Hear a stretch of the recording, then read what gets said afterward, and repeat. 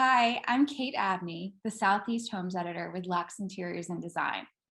Welcome to our kitchen tour with Deborah Van Plew, who is the Interior Design Director of Atkins Group in Bluffton, South Carolina.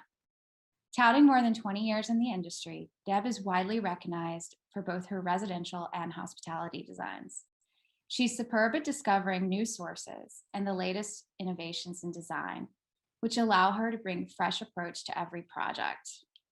Her eye for detail, scale, and balance guarantees refined and tasteful interiors that reflect what's current in design, as well as each client's unique lifestyle. Today, we're taking a closer look at an inspiring kitchen project that appeared in the May-June 2020 issue of Luxe. Like Atkins Group, this home is located in Palmetto Bluff, a luxury resort area of Bluffton, South Carolina. Deb, thank you so much for joining us today and telling us more about this amazing project. Welcome. Good morning, Kate. Thanks for having me. I'm glad to be here. Nice to see you. Nice to see you too. How is Palmetto Bluff today? It is bright and sunny, blue skies. And it's a perfect spring day. That's lovely. I love to hear that. So Deb, Palmetto Bluff is a very beautiful place. Can you tell us about sort of the location for this project and what makes Palmetto Bluff so special? Well, Palmetto Bluff is a little slice of low country heaven. The vegetation is always lush and beautiful, and it's on the May River is the setting. So it is just natural beauty at its finest. And Palmetto Bluff really captures the spirit of all of nature. And they do a great job of incorporating the homes into the community, into the natural setting, without really disturbing, with really preserving all the beautiful live oaks and the greenery. And I think that that's what sets it apart. That sounds wonderful. And I'm guessing that that's what attracted your clients to the location as well. Absolutely. They are a very active and young family and enjoy biking and all sorts of outdoor activities. And they wanted a home here to enjoy all those things, but have an ease of lifestyle. So when they were here, they didn't have to really worry about, taking care of things. They just wanted to be here and enjoy their time. That's fantastic. So what did they request from the design? I know that, Atkins Group worked on their entire home, but this kitchen in particular just really sings for me. Thank you. It was a fun project. It's very open to the main living area and dining area of the home. So they wanted it to look very seamless to the rest of the room. How about the low country vernacular of the area? How is the design interpreting that, or reinterpreting that, I should say? Well, it was really fun in the fact that we got to do a little bit more of a contemporary spin. Outside of the house looks very, very much like a Palmetto Bluff low country home, and then you step inside and you're a little bit like surprised. It's a little jewel of of contemporariness, and the kind of in the interpretation of the low country is that there's a lot of organic materials used in the kitchen. So our very first inspiration, I guess, the material that kind of kicked off everything was the marble, the Blue Tides marble. And the client, she fell in love with it from the moment I showed her just even a little 4x4 sample. And the cool thing about that is when you look at the big piece of it, the slab of it, it really does take on all the colors of the May River, and it even has sort of that, flowing river feel to it in the veining of the marble. So we really wanted to use that predominantly in the kitchen and highlight that, so you got to see a lot of the color, a lot of the pattern and texture, and then complement it with the organic wood. Almost just the walnut just blanket wraps the kitchen. So it really does feel warm and friendly. It really does. And I love the way that you've used all of these materials together. So why walnut? And tell us about how you applied the walnut, because I'm seeing this beautiful veining and the sort of vertical lines that help the kitchen look even taller and more just impactful? Walnut happens to be one of my favorite woods, just because it does have such a warmth to it, and a little less red than, like a cherry. And there are walnut appointments throughout the home. So this was just kind of a continuation of that. And when you enter the home in the entry foyer, there is a whole wall of walnut that kind of transcends from the first to the second floor.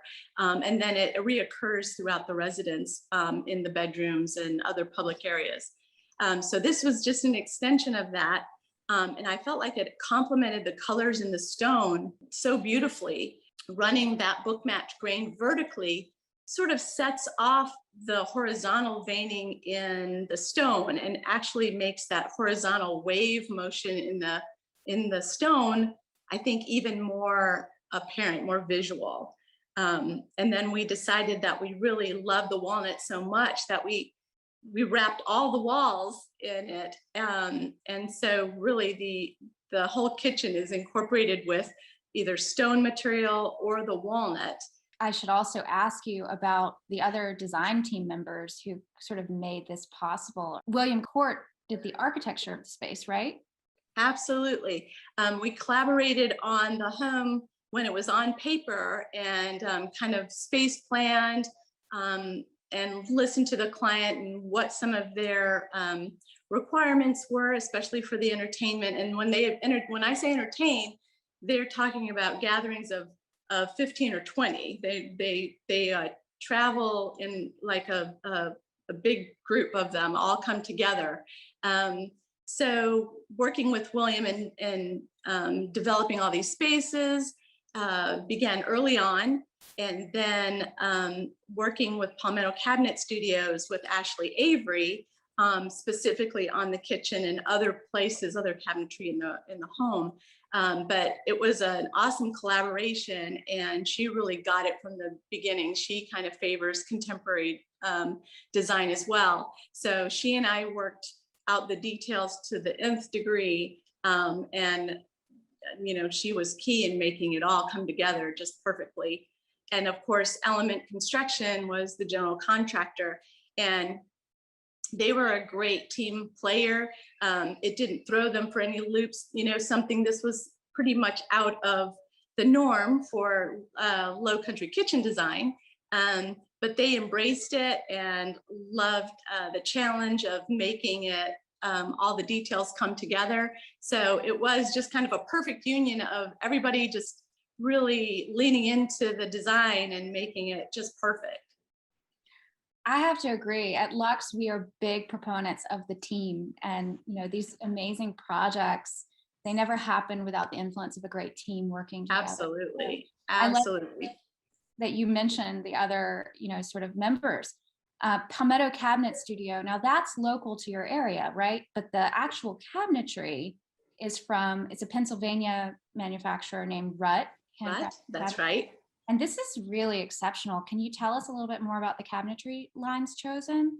Absolutely. So it kind of, this kitchen design, I would say, speaks to Rutt's diversity.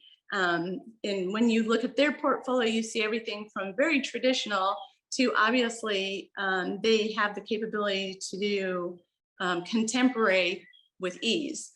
There were some really cool little details in here that we decided we wanted to keep the cabinetry as clean and hardware free as possible to let all the materials just really shine.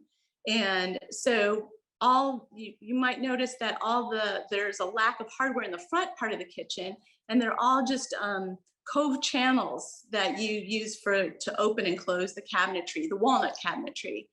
And then the really slick gizmo that's in the acrylic cabinetry, that's the upper cabinetry, is called a servo drive. So in order to have that upper cabinetry sans hardware, the servo drive is something that's installed to the inside of the cabinetry. So all you have to do is like push the front of the cabinet door, and it actually slides up, lifts up this way. And then to close it, there's you just touch the inner frame and the door slides down. So that was like super awesome. You probably need a tutorial before turning it over to the homeowner, or they'd be like trying to figure out like what's up with that, how you get it open. But that was one of the really cool things that that we employed, and those that channeled hardware-less channels just turned out great. And then when you go behind the range wall, behind the galley kitchen, all of that is frameless. So we did need some hardware there, but we used some really beautiful Ashley Norton hardware that uses walnut grab bars, handlebars that integrate just seamlessly. It just carries that walnut through onto that glossy white acrylic. And all of that is RUT. And they did a beautiful job at like integrating all those and making it just beautiful. And the interior of the drawers are walnut as well. So it's beautiful inside and out. Right, that's incredible. I love your attention to detail and their attention to detail, and that sort of common thread of material that is throughout this kitchen. And also just the juxtaposition of the two different kinds of cabinetry in the space, as you mentioned. I think that contrast makes it so interesting, and probably makes it even, you know, more functional, because you have cabinets that open in different ways. So it sort of improves the ease of use for the clients, right? Absolutely. Absolutely. That back galley kitchen is where all the, I think, you know, the real hard work goes on, because it's a cooktop in front, and then there's double ovens in the back, and there's a wine chiller. And so that's kind of where all the action is really happening. And then up front is more about kind of the showiness of it. And, you know, so it looks good all the time. But that acrylic in the back is kind of a little bit of a surprise, and it makes it interesting. Even though it's very, very functional, it looks, you know, it looks really sharp. I also want to talk about some of these finishing touches in the space, because they're also, just like everything else that was sort of foundational, just so thoughtful. So one of the things that jumps out at me are these Swain counter stools that have this beautiful sort of supple taupe leather. There's almost a little bit of a retro flair to them too. Yeah. How did you select these? It's a great line from Swain, and they're for as minimal as they are, they're comfortable. And what you don't see in this shot is that there's a dining room just that is adjacent to this that has very similar lines in the dining chairs. So it just looks like kind of, again, just reinforcing that integration, that this space is open to all the whole great room and dining room. Again, with the warm wood tones that just kind of play into the kitchen. They're there, but not there. It's kind of nice that they don't, you know, they stay below the countertop. They don't like call attention to themselves, but they just are a nice complement to all the tones and finishes that are going on. I totally agree. And with the lighting choices as well, I think they're really very well considered. Over the island, you have pendants by Tech Lighting, and then you have these great ceiling flush mounted acrylic fixtures throughout that are by Eureka. Tell me about why you chose these pieces as well. Well, those Eureka fixtures are one of my favorites. They're so cute. They're like little acrylic boxes with like little MR16s in them. So you can kind of move them around if you want to highlight or spotlight. But I felt like that they were just a special edition, more so than just a recessed can. I think the space called for something a little, you know, unexpected, but you didn't really want them to draw your attention away from the holistic package. The Tech Lighting pendants feel architectural to me. You didn't really want them to fade into the background exactly. You just wanted them to, you know, kind of have a quiet presence. And I think that they are nice because they actually focus your light down onto the island surface, to the work surface, if you will. Deb, I want to thank you so much for joining us today and our amazing Luxe audience. I want to encourage everyone to please visit courtatkins.com to learn more about this fantastic firm and Deb's work.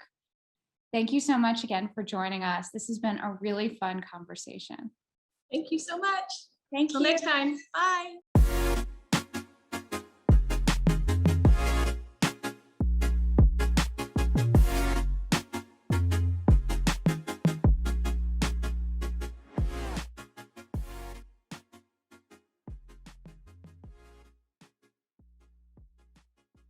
Hi there, I'm Kathryn Given, Senior Style and Market Editor at Luxe Interiors and Design Magazine. I am joined here by Seth Stevens, the Chief Designer for Kohler and Callista Luxury Space. And today we're doing a deep dive into the beautiful world of Kohler cast iron and taking a look at why these pieces are so great in the kitchen. Hi, Seth. Hi, Kathryn. So grateful to be here today. Thank you.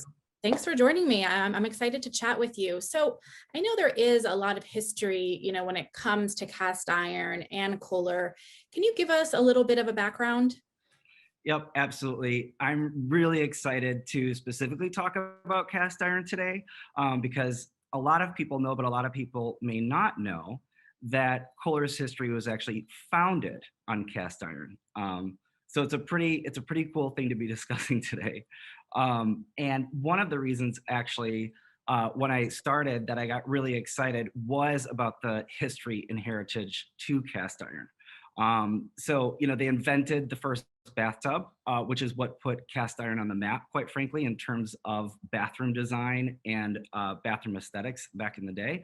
So that's a pretty cool part of history. And also the fact that the company has existed for 148 years.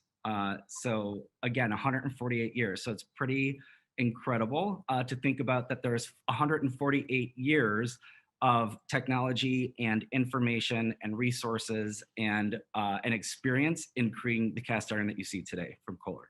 Wow, that is such a cool history. I didn't realize that. And for me, there's sort of like this nostalgic element about cast iron a little bit, but I know today they can also, it can feel quite modern, but besides the aesthetics, it's really great to use in the kitchen because it's very durable and it's very strong, right? The material. I agree, incredibly durable and will last. And Kohler's cast iron actually has a lifetime warranty. And I love what you said about bringing up aesthetics because I have a little bit of the same nostalgia and same feeling about cast iron. I always think of it in that very classic nostalgic way. However, it really has transformed. I mean, cast iron today in terms of aesthetics ranges everything from traditional to the full-on modern and can be used in multiple aesthetics in the kitchen. Yeah, it certainly has evolved, but I think what's also a component to cast iron is this sort of sustainability aspect because all of these products are made from recycled and reclaimed material, right? That's correct. And I'm glad you brought that up. Yeah, and a lot of people may not know that also. But yeah, 80% of the content and material is from recycled material that's used in our cast iron today. So it's pretty impressive. Yeah, I think that's really top of mind for a lot of homeowners, right? They want to know what's going into their products. They want to know that, they're sort of having an impact, on what's happening around them. So, kudos to you guys for doing that. Thank you. Seth, I know you've mentioned this to me before, but it's really all about the mix, right? In the kitchen and incorporating elements that hit a lot of different notes. And, can you discuss style and aesthetics when it comes to using cast iron and even maybe mixing in some other elements, like surfaces and faucets? Yes, absolutely. I think that's also one of the incredible things about Kohler Company is their depth and breadth of brands and portfolio that exists within the entire Kohler Corporation, which allows homeowners and clients and customers to be able to really customize their space, everything from surfaces to the faucets to the cast iron. And I think that's also what makes Kohler unique is that it really does span that entire aesthetic stance, right? So it goes everything from that modern to traditional.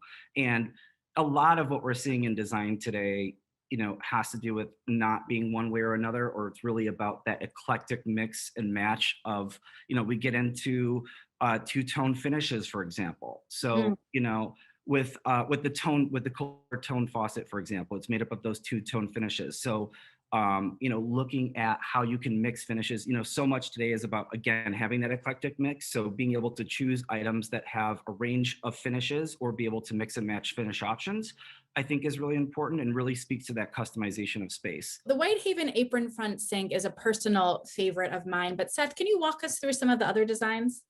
Absolutely, and love that one as well, Kathryn. Yeah, so we have three really prominent designs right now. The first is Whitehaven. Whitehaven is really our most traditional item from the three, and really harkens to that classic aesthetic. And next is Ironridge. Ironridge is a little bit more modern farmhouse take on that classic original. And last but not least is our newest launch, which is the Riverbee. And the Riverbee, what makes this one unique is really all of these chef features, which includes a cutting board, a colander item, and some other accessories that make it really functional and beautiful in the kitchen. So Seth, I know Kohler cast iron is offered in many different options. Can you talk a little bit about these styles and designs? Yes, absolutely. You know, again, Kohler has blown it out of the park in terms of their range of finishes, finish options and color options. And this makes us unique in that you can really span, you know, from this really modern to more eclectic experience. For example, you know, items change so much based on their color, material, or finish. You know, a cast iron sink in white, for example, paired with a polished chrome or a polished nickel gives a really clean, modern, minimalistic look. However, you could go super bold if you wanted, and you could, you know, pair our indigo cast iron or a lavender color with our bold tone faucet in the two-tone with gold and black, for example. Yeah, it's amazing, as you said, Seth, just switching out one thing in your kitchen, whether that be a faucet, a sink, you know, even a surface, um, completely transforms the space, right? Totally agree. Yeah, I absolutely love when that happens.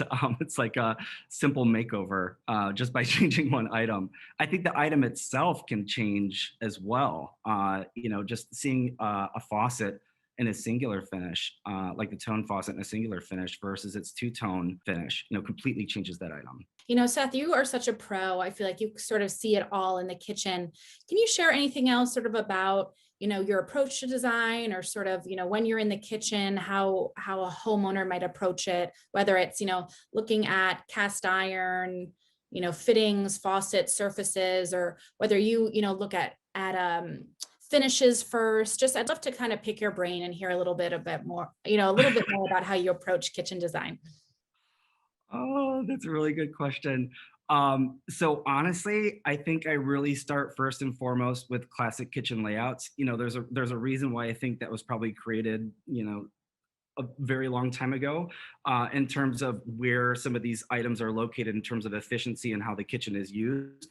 So honestly, you know, for me, I really start at a floor plan perspective, and everything kind of grows from there because I'm first thinking about how the space is going to be used and how it's going to function. And then after that, I start getting into, you know, oh boy, diverge, converge is one way to describe the process, but essentially really pulling tons and tons of imagery and starting, you know, starting places, and obviously the imagery can be collected from a multitude of places, including Luxe, and looking at what's happening, but really like pulling all that imagery and then starting to put together, you know, what'll end up being like a full finish palette. So that's going to be color, material, finish, laying it out on boards, and then getting into the actual designing of the space. So for me, there's a lot of thought process and prep and understanding of how a space is going to get utilized and function before I actually start to break it down into, you know, finishes and specific items. Nice. Yeah, I think, you know, right now people are obviously living in their home more than ever, renovating their home, especially, you know, these hardworking spaces like kitchens.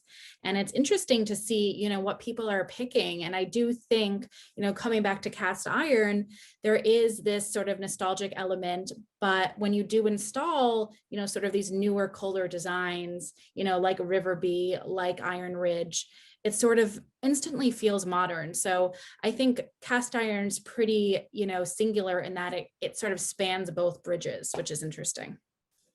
Yeah, it absolutely does. Yeah, and it's actually also making me think about your last question, which is, you know, what are the aspects and items that you think about when designing the space? And the durability piece is key, right?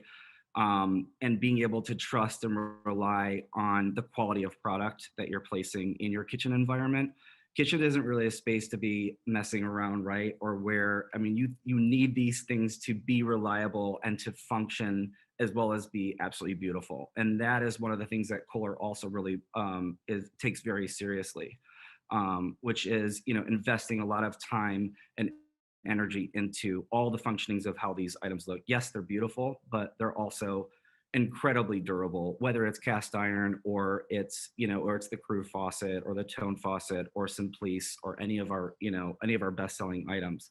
But there's this whole team of engineers and people behind this to really make these things that last. Yeah, I mean, what I love about Kohler is that they really consider the entire room, right? And not just the products, but you're looking at surfaces, faucets, sinks, you know, sort of everything, as you said, that, you know, helps in creating these functional spaces. But thanks so much, Seth, for chatting, you know, about Kohler cast iron, and I know what you're seeing in the kitchen, how you approach kitchen design. I always love hearing your insight because you're such a pro. You've seen it all. Thanks so much, Kathryn, and thanks for your time today. I really appreciate it. And this has been really awesome. Thank you. And thanks to our viewers, and stay tuned for what's coming up next on DesignTV. Bye.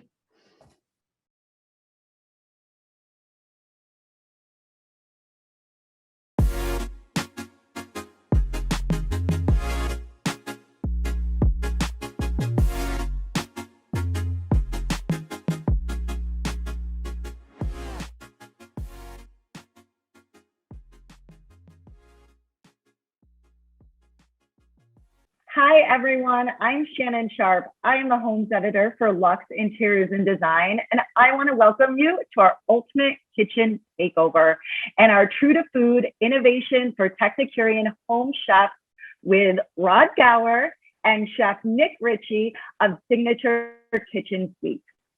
Hi, Rod. So good to see you. Hey, Shannon. Good to see you as well. So I would kind of like to just start out by talking about Signature Kitchen Suite in general. Your consumers are, you know, quote unquote foodies, I guess, what you would call technicurians. They are at-home chefs, but they're early technology adopters. And so I would just love to talk about your Signature Kitchen Suite's True to Food motto and how it speaks to those customers. Sure. So to your point, we call them a technicurian. I like to think of them as tech native Epicureans. That's kind of, you pull it all together, you get that fun little term technicurian. Right. So that, if you look at that consumer base, which doesn't really have a demographic, so to speak, really, it kind of spans. It's very large. But what it is, it's about curating their products. So a lot of people today are being very cautious and conscious of what they're buying and what they're putting in themselves. So from our refrigerators, whether we're talking about food preservation, all the way to our ranges, whether we're talking about how you're cooking it, the whole journey about True to Food is what Signature Kitchen Suite products are bringing out to the market, and that's what we brought with our award-winning design and style on the ranges and our refrigeration. That's great, and you know, you have so many ovens, ranges, refrigerators for the wine aficionados, wine fridges, which may be my favorite. Could you kind of elaborate on what makes them special? Sure. So all of our products are going to have technology embedded in them. I'm going to call it very intuitive. So whether you're using our digital knobs, what we call our smart knobs, they all have digital timers built into them that'll connect Wi-Fi to any notifications that you may have on your phone using the applications that we have. So the Signature Kitchen Suite app, I get push notifications on my range when the oven's ready, timers go off, whatever it is. I also get notifications on my refrigerator if I'm leaving doors open. So you get things of that nature, but then you get into the whole idea, and you're talking about wine, and I love our wine units as well. We took that application process and took it a step further. So when you talk about technology, you talk about tech native people, whether it be sous vide, whether it be induction, whether it be gas, whether it be having, you know, notifications and things. Well, now take that and put it into the wine unit. And what that does is not only can you store wine in our units and inventory it, but we also create a sommelier app, and we paired it with Wine Ring and worked with them. And now we have this AI intuitive thought process. So Shannon, let's say I have no clue what wine you like, but you're inviting me over for steak. We're both in Wine Ring. I can go to my sommelier app, see what your preferences are, It'll look at my preferences. It'll look at what I own. It'll look at what we're eating, and it'll make a suggestion for me to bring to your house. So that way we both enjoy wine. That is amazing and makes you the best guest ever. No more Moscato that you hate. I know. Well, you might like it. You know, you're not bringing over that wine. I love it. That is amazing. So one of the other exciting things that you guys have going on is kind of beyond anything else that is happening out there is your virtual showroom, which is, you know, just it takes you through the process that you can see the ranges in certain positions. You can open and close doors. Can you take us on a tour of your virtual showroom? Would love to. So the tour we're going to take you through is one that a designer out of the Pacific Northwest designed.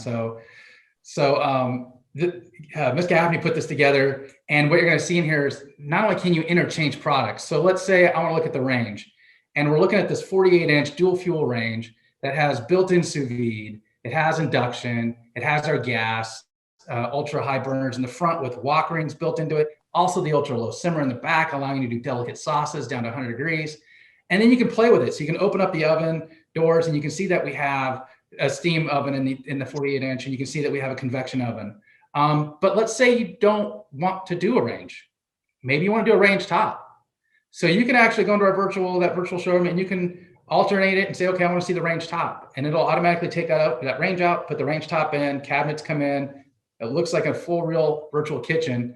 And now, again, you can hit all the different touch points. So if I want to look at sous vide, I can open up the sous vide and learn about it. If I want to look at induction, I can go learn about induction. So it's a cool piece to get into. And Trish did a really good job with the design on this kitchen, and it allowed us to play with it as well, because you got the range, you got the range top, but you also have the wall ovens. So if you pan over and you walk over to these wall ovens, what you can see is I can put in a combi wall oven, which is a combination oven with a speed oven above it. I could put in double ovens. I can change the appearance and the effect of these, but I can also learn about them. So this gives the whole reality of how do I want to design a kitchen? What do I want it to look like? But also, how does it function? And that's what we love about the virtual kitchens that we've designed. Again, the speed oven is phenomenal on the combi piece. So you can open it up. It'll show you the inside of it. It'll tell you about it. You can open up the oven, and again, it'll show you that it has a steam reservoir in it, so that you can actually do combi steam oven in it as well. A bunch of really good talking points on that virtual kitchen tour. So we're absolutely happy with it, and glad that we brought it to market. Yeah, I'm sure that all your design pros that you work with are happy you brought it too. I have to say, one of the things that I am so excited about to learn more about is your new products that use sous vide. I believe it really is the best. I do have a sous vide that is at the top cabinet in my kitchen. So I literally half the time I forget to bring it out. Whenever I do, I'm grateful I do, but literally it'll fall on. This has happened 3 times where it falls on my head as I'm trying to get it out. And I feel that if I just had it, on a range, I just feel like I would do it all the time. Working from home, I would throw it in there during lunchtime, have dinner ready. I mean, I would be doing it every day. So could you talk to me about this technology? Definitely. So we're actually in my kitchen. So this is my real house, and this is my real range. And I do use sous vide all the time. And the point you made about, hey, I can take it, at lunchtime, and at dinner time, I already have dinner ready. Mm-hmm. I do that all the time. Doesn't matter what the weather's like. Okay. So you're absolutely correct. So sous vide is technology that's been around. Well, it's been around for quite some time. It really got perfected back in the 70s. And essentially water is the best conduit for any type of temperature. So if you can get water to a constant temperature, it allows you to serve products or I hate to say proteins, but proteins or vegetables or fruits or whatever it is at the perfect temperature. So I always go to a steak. It's the easiest way to talk to people about sous vide, because a lot of people overcook steak, honestly. Mm-hmm. Or they may undercook it, to be honest. They go either way. They don't know how to get the right temperature. So the easiest way to think about sous vide is I can take my frozen steak out of my freezer, put it into my water bath at whatever temperature I want to be done. I like my steaks medium rare. I put that in at about 133 degrees, and then I let it go. The hardest thing about sous vide is vacuum sealing. So if people know how to vacuum seal today, guess what? You're already there for sous vide, because all I have to do is put it in a water bath and select the time. I got to go temperature, water bath, set it in, forget it. And I can let a steak go. I can let it go for about 6 hours if I want before I'm going to see any temperature difference. And it's never going to be any more done than 133 degrees, top to bottom, front to back, side to side, perfectly medium rare all the way through. And then if I want to sear it off to get the Maillard effect, if I just want to get that browning, then I put it, all I do is put it on my, I put it over to my induction, get it nice and hot. I get my pan nice and hot, sear it for a couple minutes on each side, and I can cut right into it. It's not going to bleed out, none of that. It's perfect. And I'm going to tell you the little secret. I love to sous vide at parties. So when I have a lot of people over, perfect. When I'm doing dinner parties, everybody always shows up late. Always, but you want to be able to serve a lot of people. I do it always in here. So I always have the proteins or whatever I'm going to do, vegetables and proteins in here. And I'll leave the proteins in if I know I have somebody running late. Because again, that steak, never more done than what it already is. I can serve everybody, pull that out and serve these people late within less than 4 minutes. And they can join right in. It's a phenomenal way to not only be engaged in parties and have conversations and not feel like you have to have your back turned on people while you're cooking, but you also deliver a really good product at restaurant quality with no effort. It's amazing. I love sous vide. And you're going to have the perfect wine to pair it with because you have your little app. So everyone's going to be so impressed with you. Yes, absolutely. And so I do, what's really exciting is we have Chef Nick Ritchie here in your Napa Valley Design Experience Center, which is, I believe, 23,000 square feet. So if you haven't been there, then you need to check that out. But Chef Nick is going to show us a little recipe, a steak recipe. So welcome, Nick. We cannot wait to get a little lesson from you. Thank you very much. And thank you, Chef Rod Gower, for basically explaining verbatim the demo I'm about to do. Because me and Rod co-conspired on this, and we thought that a large steak or a big roast would be, it's the best way to show sous vide black and white, the edge-to-edge doneness. So that's what we're gonna do. I have here, and we'll speak to the sealing. This is a raw one that I have sealed up in my sous vide pouch or bag. Salt, pepper, some basic aromatics. I use some celery seed and a couple herb leaves. And then I have preheated to 130 degrees because I'm gonna do some pan roasting. So I go a little lower, 130 degrees, and we go right into the sous vide well. Now, because we are limited time here, by the magic of TV, 4 hours later, you have this. It looks very much the same because it cooks so gently. It looks still almost raw, rare, and it is. It's 130 degrees. It's your perfect rare steak. I could eat this just like this. It's ready to go, but that's no fun. We want to do exactly what Rod said, and we're going to take it over and we're going to sear it, and we're going to produce that Maillard reaction that will create beautiful, beautiful browning. We know it's already done. So now we can concentrate all our effort and energy and fun on the searing and basting and final spice crusting of this beautiful piece of meat. The sous vide well, the Signature Kitchen Suite sous vide well, did all the hard work for us. It did all the thinking, and it took all the hard work out of this steak. Now we get to do the fun part. So I'm gonna open it up here with a sharp pair of scissors, and I am going to remove my perfect piece of meat, discard that. So, like I said, the Maillard reaction, we want this to beautifully brown. The enemy of browning meat is moisture or water. So take a little towel and pat all of the excess moisture off of your nice roast. This is a 3-pound center cut New York roast. Now, I have a little bit of coffee and coriander spice rub. I don't want my spice rub to burn and get bitter, so I'm only gonna add a little bit. There. Now, Rod has already bragged about the induction. So I am now going to take advantage of my time and brag about our 23,000 BTU gas burner that you see heating up my cast iron pan. I turned that on 45 seconds ago and it is already hot. The only thing that heats up faster than this burner is this Boost induction burner. Little slick of oil. You want to see some smoke in your pan, not too much, a wisp of smoke, not a billow, a wisp of smoke. Then fat side first with our nice spice rub right in the hot fat. I have my burner on high. And once again, my steak is already perfectly cooked to that rare, going to mid-rare temperature on the inside.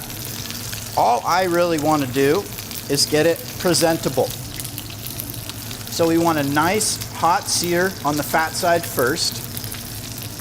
I have taken the liberty to prepare us a little garnish for this dish because I love the broilers on our ranges. Powerful, powerful char broilers we have. And this is our blue broiler pan, roasting pan that comes with every Signature Kitchen Suite range. I took advantage, I used it. I popped a couple Meyer lemons in the broiler, and I made some nice, beautiful roasted lemons that we will garnish, squeeze over our steak later in life. So, we're searing right along here. You see that? Beautiful brown. That's because in sous vide, the fat has cooked. This roast has cooked for 4 hours already. So the fat is already totally cooked and rendered. Now we just get to crisp it up. You no longer have that steak with a big hunk of raw white fat. The fat is rendered and perfect and crispy and will be in every single bite. So we'll go back down a little bit. I'm going to show off like a restaurant chef, and we're going to butter baste the steak. So I'm going to take a large piece of butter. Springtime in the garden. We're going to go big sage. We're going to go big wild fennel. And we're going to go, I brought this all from home just for you guys, Luxe magazine, and some rosemary. I have some garlic cloves here. I did not grow these, I bought these. And now I have this big pan of butter and aromatics, and we're gonna flip this perfectly brown piece of meat. Oh my God. Rod, do yours look that good? Yeah, I've never been over to you. Yeah, I don't butter baste all mine, I'm not gonna lie. And here's the butter baste. And you wanna get some of your aromatics up on top of the steak. See, this is what I mean. Sous vide's done all the hard work. Now you get to play restaurant chef at home and have fun and do the basting and do the show off and do the final presentation. And you don't have to sit here and worry and fret that your steak's gonna overcook because we did the hard work here and it's perfect. Look at that, beautiful. You could bring it to the table just like that. Get all this good stuff in there and you get that roasted on all the sides. Now, for our big reveal. I really like to take it to the table like this, or to the dining room like this. Here, for anyone who's been to the training program at our Experience and Design Center here with myself, I wheel these into the dining room and often carve them on a tableside cart, which that shouldn't go there. Some interior designer is going to get very mad at me about that, but you know it's cooking. Things happen. You got to go fast. So I like to get a little more spice rub coating my roast. There's a lot of meat here. The spice is the flavor. I don't like to put all the spice on at the beginning because it will burn in the pan and it will turn bitter and you will ruin all your spice rub. So sprinkle a little bit on before you sear and then roll the rest in. This is coffee, coriander, fennel, paprika, and something else. Go to signaturekitchensuite.com and get the recipe and you'll know what's in there. Okay, so here we're gonna go. Here's the deal. I don't know if Rod gave you the edge-to-edge doneness line, but the red meat sous vide, that's what you get, edge-to-edge doneness. If you go to a steakhouse, you get a medium rare steak and it's not cooked sous vide. You're gonna get a steak that has a perfect bullseye of mid-rare in the middle, but it's gonna have this big gray ring around the outside, and that's a very traditional steak. Now, in sous vide, drum roll, see if I did it right.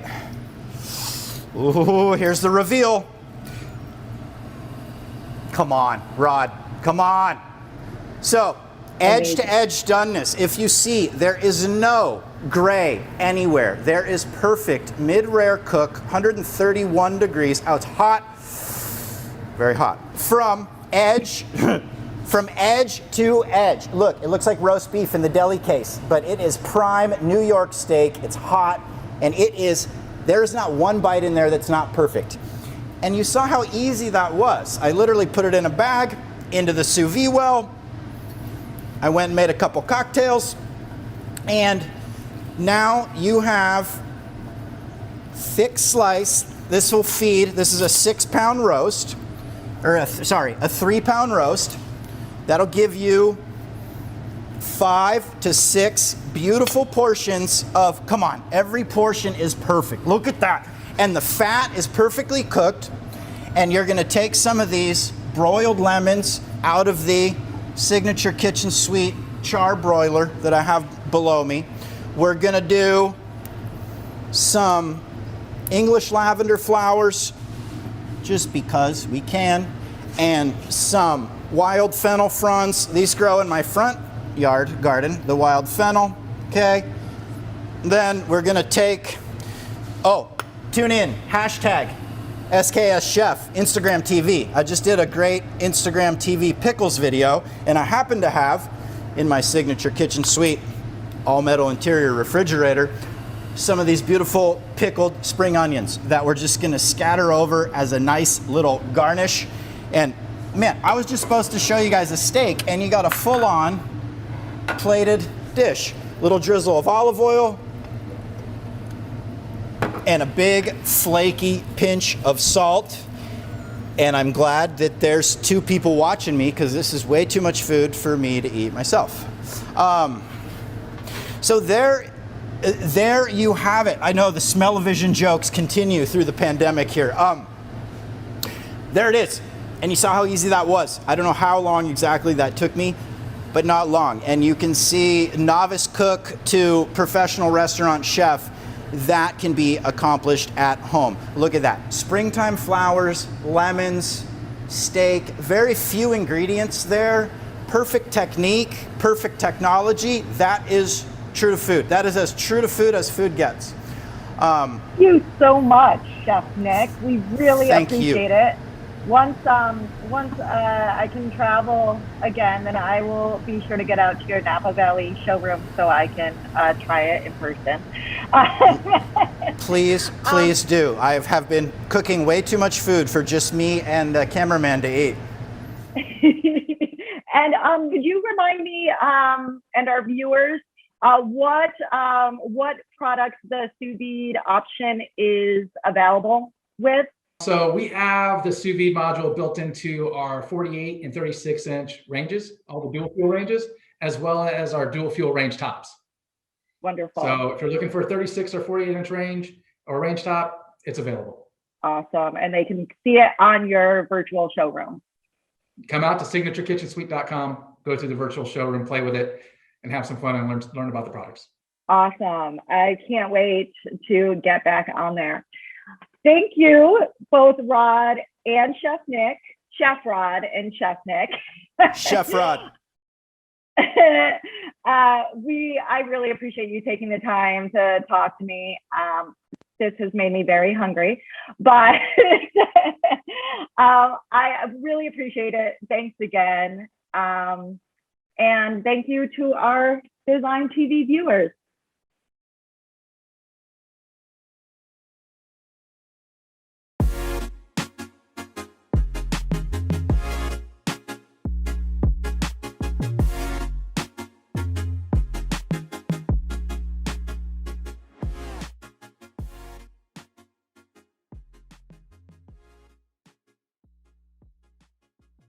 Hi, everybody.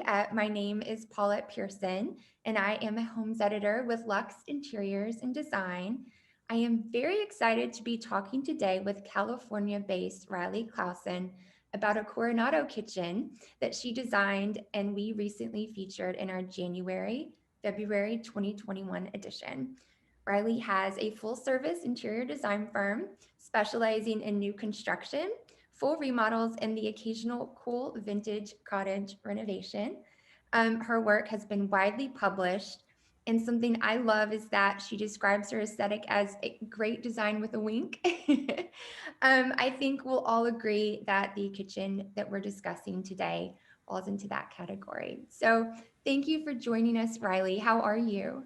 I'm great. Thrilled to be with you talking about one of my very favorite special vintage kitchens and homes, quite frankly, that was published in Luxe. So thanks for having me. We're excited too. It's always fun to be able to kind of dive a little bit deeper into a project in person. I know we featured it and included some words from you, but it's so nice to be able to chat with you today about it. So can you give us a little bit of background on kind of how you came to the project and how you connected with the homeowners? When they first approached me, I got an email, just a random email, as we always, that's how they all start. And this gal gave me a long email about her family, told me about the house they purchased. Right. And at that time, we weren't accepting any new projects. We were completely booked. And so what I did is I said, listen, we can't take a project of this size on right now. However, I am so intrigued. I'd love to come down to see it. And I got down there. I was so intrigued. I got very invested quickly in this project. Tell us a little bit about the before and, just to kind of give a better sense of what transformation happened. Well, the before, it was it was very dilapidated. I believe some homeless people were living there. It wasn't just a quick lipstick remodel. Did the owner have any sort of special requests that you worked to accommodate? She had a lot of ideas. She was great about giving me what she wanted with function, her and her husband, but was also great about stepping aside and saying, what you got for this? What was sort of your thought process behind going with such a bold color all over, that beautiful kind of hunter green? Well, we started off with, I got when I hear navel, I think dark blue, like right. dark, inky blue. So that's where my head went. And then I was like, God, that's so expected. And I just really, so I wanted to do that version, that sort of old school, version of color, but not in the standard navy blue. So we started looking at greens early on, and we needed to feel like not bright and happy, but something moody and old fashioned. There's also a really kind of beautiful mix of sort of more natural materials like the wood ceiling and the nearby dining table, which is more rustic, with sort of sleeker modern elements like that marble island and the brass. So, describe those choices, and then more importantly, how you kind of made that juxtaposition work. Sure. The aged brass was a given in that style of house, the age of the house. We were able to purchase the big regulator faucet from Waterworks, which was sort of an art piece in itself. We wanted to nod to that, the unfinished brass, yet sort of give it a little bit of a modern element. We were doing a remodel after all. Mm-hmm. So bringing in the natural elements of the brass, the marble, everything sort of had this rich tone without it being fancy, if that makes sense. We wanted it to age. The other thing that I think, that kind of stands out is, you concealed the appliances and storage, and, there's art on the walls in this kitchen. So, it almost reads less as a kitchen and more as not a living space, but it definitely doesn't have, all of the functional aspects of a kitchen aren't apparent. You managed to kind of conceal those really well. Can you walk us through kind of how you did that? And is that something that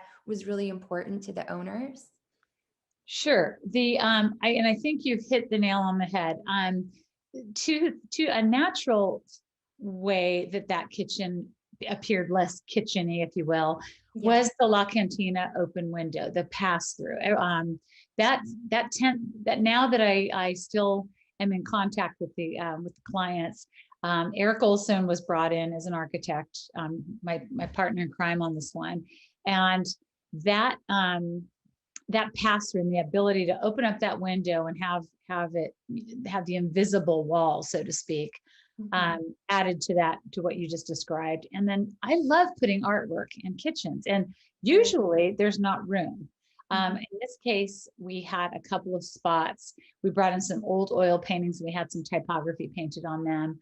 Right. And it really needed to be warm and reflect that dining room, which we need, which the whole banquette part of that rises up and down ended up housing all the bar, the bar cart. It was basically I sort of call it the James Bond bar, because it starts as a banquette and you push a button and it goes and all the glassware and the mixers and everything are in there. So, and that was all done out of brass. So those two areas had to have a big personality and work together. And I think, to your point, ended up being a little bit more living. Like you literally could live in those two rooms and feel very comfortable. And it's open, if I'm not mistaken, it's open to the living room as well. It's open to the living room as well. I'm So sure it's all one big happy family. Obviously a kitchen is different than other spaces in that, it needs to be beautiful, but also serve a very important function, which is to cook and oftentimes dine. What do you keep in mind in terms of both, function and aesthetics when designing a kitchen? Well, in this particular case, the husband wanted his almost a commercial bar. So the island wrapped around, so he would have 3 prep stations, basically. Usually you just have one island. That particular island had some legs to it. So he could go in there, have this hidden storage space for spices and everything on the other side of the kitchen, meaning the back side of the island. So he was pretty specific on how he wanted that to function. He wanted his own little sous chef prep space. Right. So we took that into consideration, wrapped it around, gave it 2 levels so that he had that storage. When someone's sitting at the bar, they couldn't see all the utensils and everything tucked in. Right. And then, an easy way to hide appliances certainly is ordering panel ready and adding, putting cabinet fronts on them. Okay. So that was easy. And that also made a very, nothing screamed, look at me in that kitchen. It was just a beautiful background for the backyard, the artwork, instead of, too much personality in a kitchen sometimes is like, whoa, what's going on here? So tried to have that juxtaposition. Right. I personally love a kitchen that kind of starts with the bar, I think. Yeah, me too. That's like, what I'm talking about. Yeah. So I'll keep that in mind, next time I design my own kitchen. Let's start with the bar. And I'll call you. That's going to be the most fun for sure. Right. You cannot argue with that. I'm going to put you on the spot here and ask, if you had to describe the kitchen in 5 words or fewer, how would you describe that? And is that sort of description something you kept in mind the whole time to kind of keep you on track? Well, I always start with what the house is. It's Dutch farmhouse. So I would call that a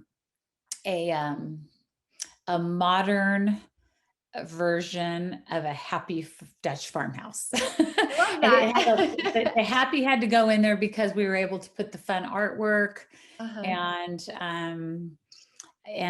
just the openness of it, and the natural light makes it just less serious, less drama, less, ooh, what is that? And it's just very light and happy.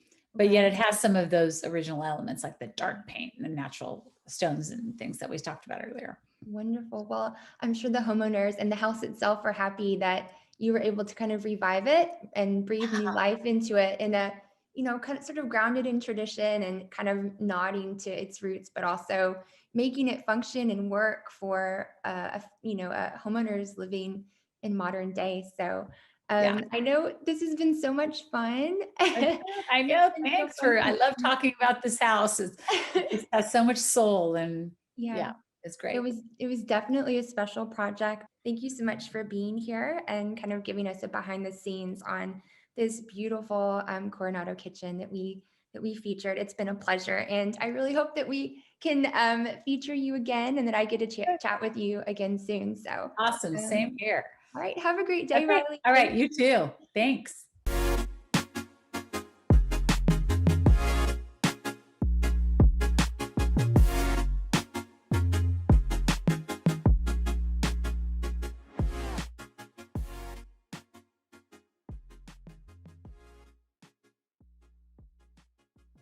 Welcome to our Ultimate Kitchen Takeover. I'm Kathryn Given, Senior Style and Market Editor at Luxe Interiors and Design magazine, and I am so looking forward to discussing the evolution of inspired kitchens today with renowned kitchen designer Mick DiGiulio, who has a number of beautiful collections with Callista, as well as Seth Stevens, the Chief Designer for Callista and Kohler Luxury Space. Welcome to you both. Thank you. Thanks, Kathryn. Hi. Great to be here. So I'm just going to jump into it. I'm very excited to talk about the future of the kitchen. I, for one, am feeling very optimistic, right? I can't wait to throw a dinner party soon, hopefully, in my small New York City apartment. But I do think, this past year has really been about celebrating life at home, all those small luxuries that come with it. But now, because of this appetite for in-person interaction, Mick, I'd love to hear how you think, entertaining, operating in the kitchen, what will this look like, in the months and even years ahead? Well, Kathryn, I think it really will increase. I think people, as you say, have such an appetite now for entertaining, getting together. People want to go back to the normal ways of living. And I think what the pandemic has done really is accelerate the process of this way of living that is kitchen centered. And people are embracing the idea of cooking more and seeing it as an activity rather than just a utility space. So they're enjoying it more. And Seth, I'd love to have, what's your take on this? What do you think, will everyone just, start hopping around to dinner parties or what do you think is going to happen in the kitchen? I think so. Yeah, I think everyone's going to be so darn excited to either get out of their house or go to someone else's house for an entertaining purpose. I think getting out is going to be more important in general. And then I think entertaining at home, as you had mentioned, became really important during COVID, but will continue to be important, I think, as we move forward. I think it's just going to expand. Quite frankly. And I think, one of the things that COVID has done is brought front and center the idea of cleanliness and taking care of ourselves and, hand washing and other situations. So I think the need or the desire to have more of those types of stations and environments within the home, starting in the kitchen, especially, I think that's going to be really important. That's a great point. You brought up expanding, and we all know, the kitchen is expanding in general, right? Not only into other areas of the home, but a lot of people are creating these, working or prep kitchens, right? That's sort of separate from our living kitchen or where we might entertain. Mick, can you talk a little bit about this trend, or, are your clients asking for this? Many are, Kathryn. I think it started a few years ago where, especially with the idea of a more connected kitchen to the rest of the house, just more flow into the kitchen, and people not wanting clutter. So one of the best ways of doing away with clutter is doing something behind the scenes, like a back kitchen or working kitchen, we'll call it. And I remember starting off with doing smoothie stations and a little bit of refrigeration and areas that people can do some of the messier things in the back areas. And now that's expanded. Even we're doing some areas with refrigeration, with ovens, with cooktops. So you can operate in that back or working kitchen without ever going into the main kitchen, which is really, we're calling the living kitchen too, because you're in the living space. So it really provides for a more uncluttered environment. I completely agree with you. And Seth, what types of fittings or even faucets, fixtures, appliances do you think we're going to start seeing in these two spaces, or you think people will be using in, the living kitchen versus, the working kitchen? Yeah, so glad you asked, because this is part of where the partnership, Callista's partnership with Mick, and I also like where you talked about celebration, because I think this segment is about celebrating, the work that's been done with Mick and our team to create, the beautiful juxtaposed semi-pro and all of the other items that are in this collection. One of the things also within talking about living collection versus like chef's kitchen or back of house kitchen has to do with also the celebration of art. Like we've seen that coming in a lot in terms of like what's happening from a trend perspective. And in that same regard, I do truly feel like the juxtaposed collection is in itself a work of art. I think there's so much attention to detail that was created with the inception of this design and working with Mick on it, with attention to extreme detail and also the finish options that come with this. So it makes it an amazing collection to pair in that living kitchen or in the chef's kitchen. It's a great point, Mick. I'm such a fan of your designs and really all your collections for Callista. As Seth said, they're so thoughtful, they're so smart. I especially love that Bache Fiore sink. I think that's quite the statement, in the kitchen. But do you think that we'll see more of these, high design products being integrated in, these kitchen spaces moving forward? Oh, I hope so. So, it's really a personality piece. The Baci Fiore is, it's something, it's really called, in what Kohler and Callista called it in the beginning, was a crafted sink. And I think craft is a really good word for design today, that people are appreciating craft, seeing that as more artistic and something that's more handmade. But that sink is exactly that. It's handmade. It's hammered stainless steel, polished stainless. So it's kind of a water effect to it.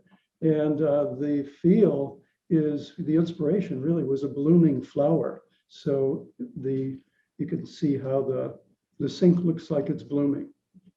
And I know, with the juxtaposed collection as well, there's so many, smart features there. Do you want to touch on some of those and sort of how they really make life just so much easier in the kitchen?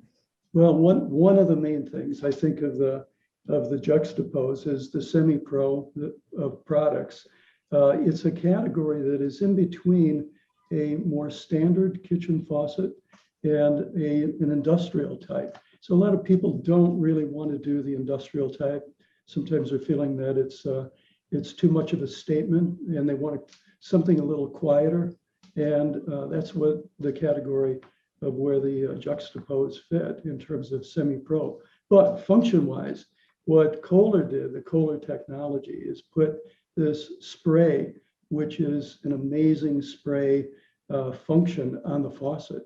And so the primary functional parts, number one, is a longer reach, because we have these hardworking sinks like the Soltier and the Moltier, they require more reach, more power. And that's exactly what the juxtapose has provided for the product. So I appreciate all the engineering by Kohler and Callista to put this together, but it really is amazing. So do I. It's wonderful to use. So guys, I want to look beyond the kitchen for a moment now, because we are seeing homeowners, as we mentioned, put in these additional smaller kitchens throughout the home, right? It's sort of extending beyond the traditional room. We're seeing mud rooms, we're seeing pet areas, gyms, bedrooms even, and bars. Seth, I'd love to hear your take. Are you seeing a lot of Callista designs now being integrated throughout the home and not just in the kitchen? Yes, absolutely. And, I think this is also, some of this is also obviously been a result of the pandemic, of course. yes, we are seeing, as people had spent more times in their home and more time for us to say, oh, how do I really want that room to look? Because they keep looking at it because they're in all those rooms because they couldn't leave.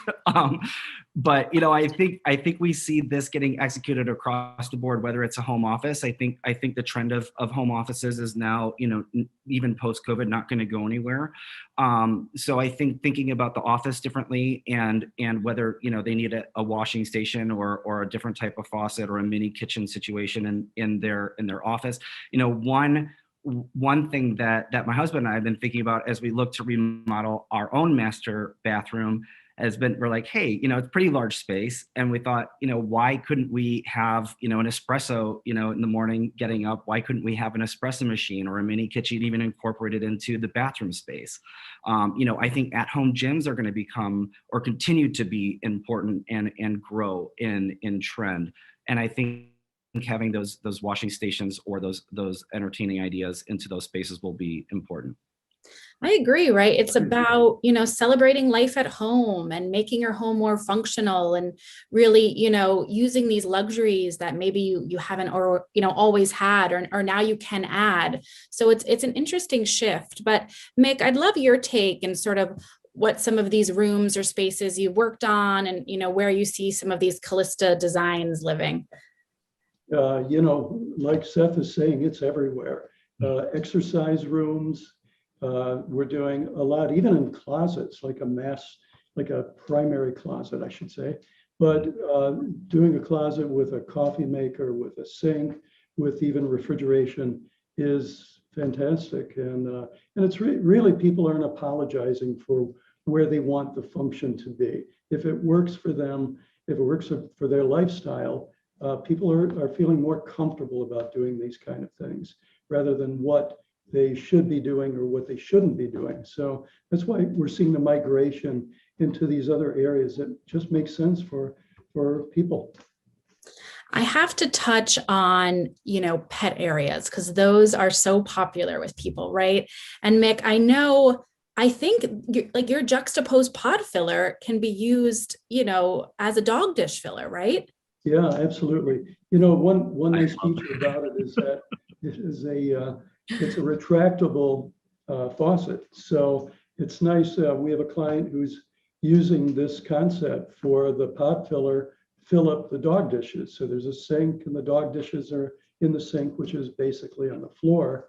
And the pot filler faucet is on the side wall. It retracts, so it's out of the way. And, there people, and I didn't come up with the idea. It was a client who said, we'd love this idea. And I thought it was great. So people are becoming inventive and creative about using these different products in not ways that they were necessarily intended to do, but why not? When Mick said that, I absolutely loved it. We're like insane dog people. And I was like, oh my God, that's incredible. Love it.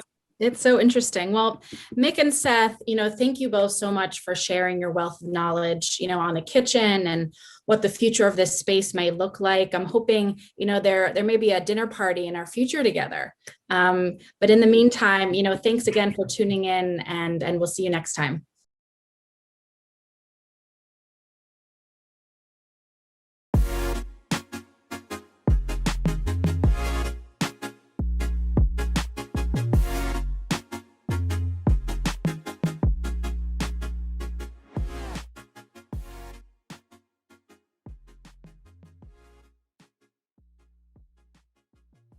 Hello, everyone, and welcome to DesignTV. Thank you for tuning into this segment of Luxe's Ultimate Kitchen Takeover. My name is Sarah Shelton, and I am the market editor of Luxe Interiors and Design. I'm thrilled to be joined by Patty Dominguez, Vice President of Architect and Design Sales with Costantino, the international powerhouse of all things kitchen surfaces. Hi, Patty. It is so good to see you, and thank you for gracing us with your presence to talk about this exciting category with us.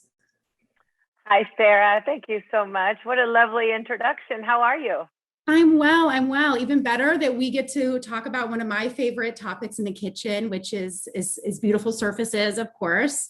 So before we dive in, I just wanted to give a little background on Cosentino. I know many people watching are very familiar with the company, but I just want to brag a little bit and highlight a few things, like the fact that Cosentino is a privately held, family-owned business with a deep commitment to heritage, innovation, and sustainability. They have sold millions of slabs that have adorned countless incredible kitchen spaces across the world. And while its materials are distributed to more than, I think it's like 80 countries around the world, the North American market makes up more than 60% of its global sales. So it's safe to say that Cosentino has a strong foothold both around the world and right here in the States, which makes it the powerhouse that it is. And Patty, how long have you been with Cosentino now?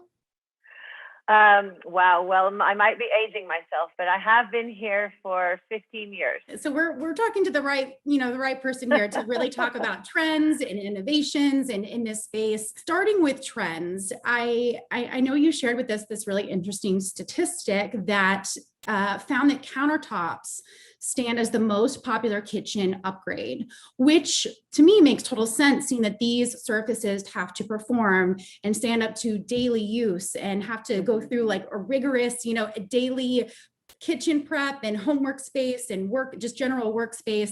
And they really are a workhorse in the kitchen, but also they're a really huge design element that can really drive the look of a kitchen.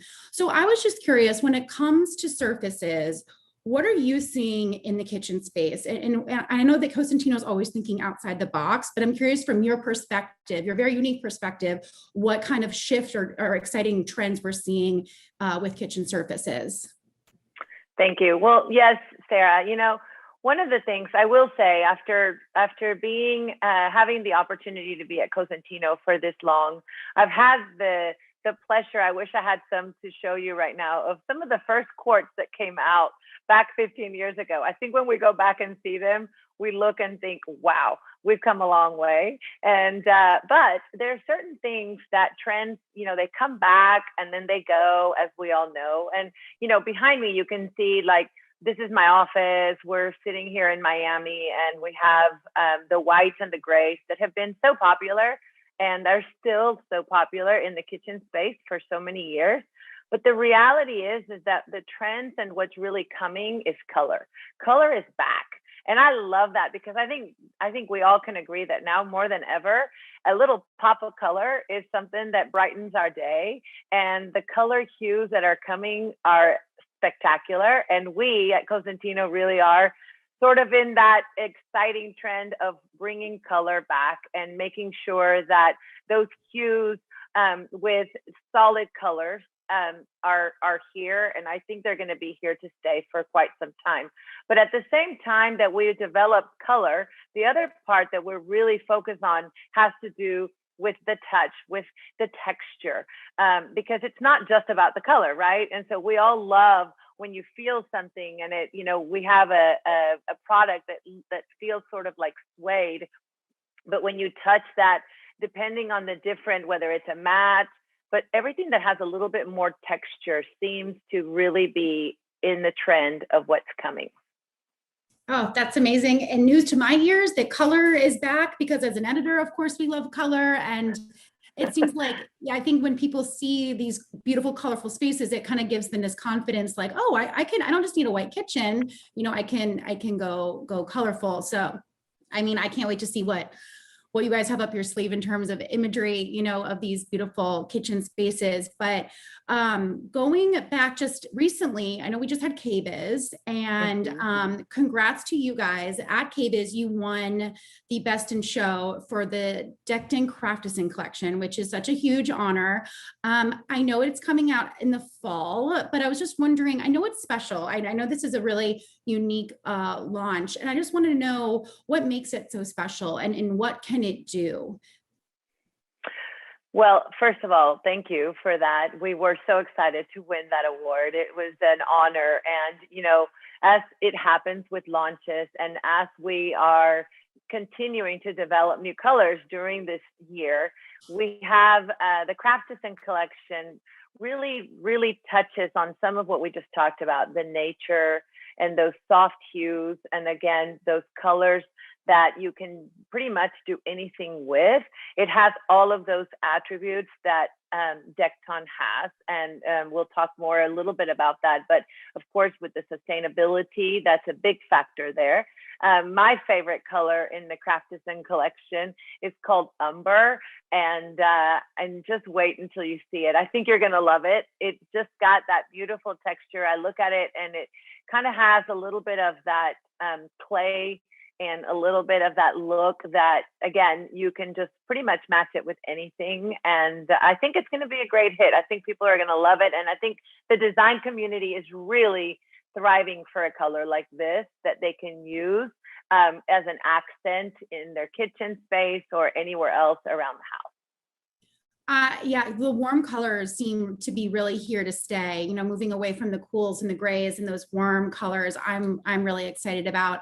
And speaking of warm, I know that, you know, there's this really fun focus on indoor, outdoor living and how the spaces, you know, a true sign of luxury is, you know, when you can have this fluid space that moves in and out. And Cosentino can make that happen for a designer with the product that you guys have, correct? Yeah, you know, one thing that's unique about Cosentino, and I'm not really sure that everybody knows this, but as opposed to other brands that focus on quartz, or another brand that maybe focuses on sort of like a porcelain material, with Cosentino, we bring both, and you can utilize, and designers love to be able to have the opportunity to use a Decton that can go from indoor and outdoor. And I'm not now just talking about countertops. This goes as far as your flooring. So imagine that you have the large format tiles in Decton that spread from your living room all the way to the outdoor area. And it just looks, you open your doors and there you are. And you can entertain in and out without that feeling of having to cut your spaces. So it makes your spaces more livable and those beautiful spaces. And then at the same time, we have the outdoor space with the kitchen. And so you can do your outdoor area with Decton because of its durability for outdoors and UV resistance. And at the same time, you can mix match with some Silestone and some Decton interiors, whether it's with a wall or whether it's with your backsplash and your countertops. So with Cosentino, you do have the ability to go to Cosentino and get all of your surfaces for your home in one space.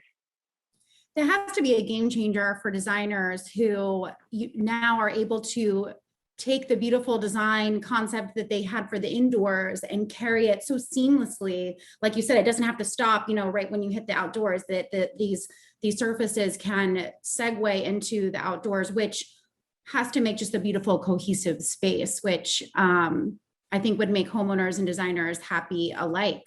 Yeah. You mentioned Silestone, and I would love to, you know, focus on that for a minute. That is another fabulous collection that's out now. And for those who haven't seen it, you've got to check it out. I personally love the storytelling aspect of it all, and that it draws inspiration from areas around the world that were these major industrial players in the mid 20th century. I know there's like a neighborhood in New York that one of the pieces is named after, and there's a town in, was it Ireland or London? Yeah. And I find that storytelling really fascinating, but can you tell us a little bit more on how this collection came to be?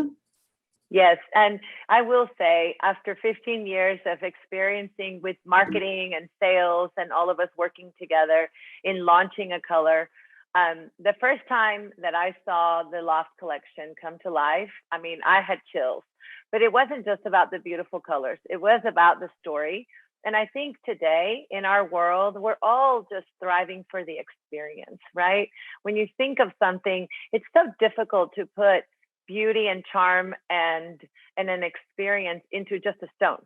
And so what we do and what our marketing department really thrives on doing is being able to bring that and that storyline to reflect the experience that you might have. So what they did and what we brought to life is bringing some top cities and really some treasures that people don't even know about, like Corktown, Corktown in Detroit. I remember when it came out, I had a dear friend designer, and she called me and she was like, "Oh my God, you guys, how did you know about Corktown? And that color just rocks it. It's amazing."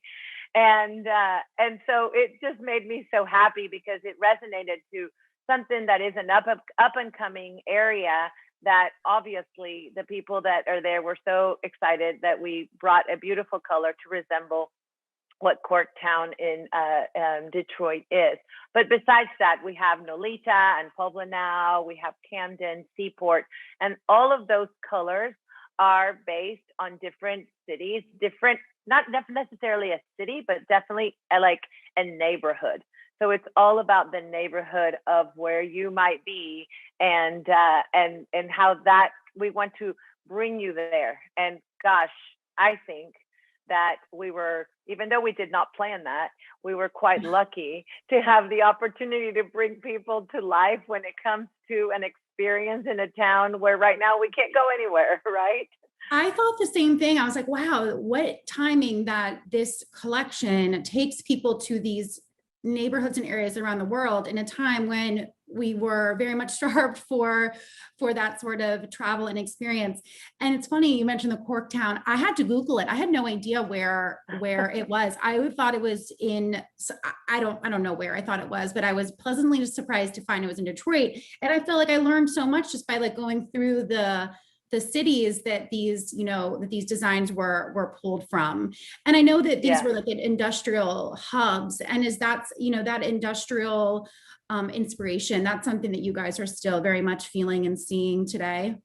Yes, it is. And, it's for us, as we were inspiring about this, it's the way of life is such a, you move around and what you are able to experience in these small towns. And with Corktown, especially, one of the things that we realized when, as you just said, is that it wasn't the typical, town that everyone expected to be.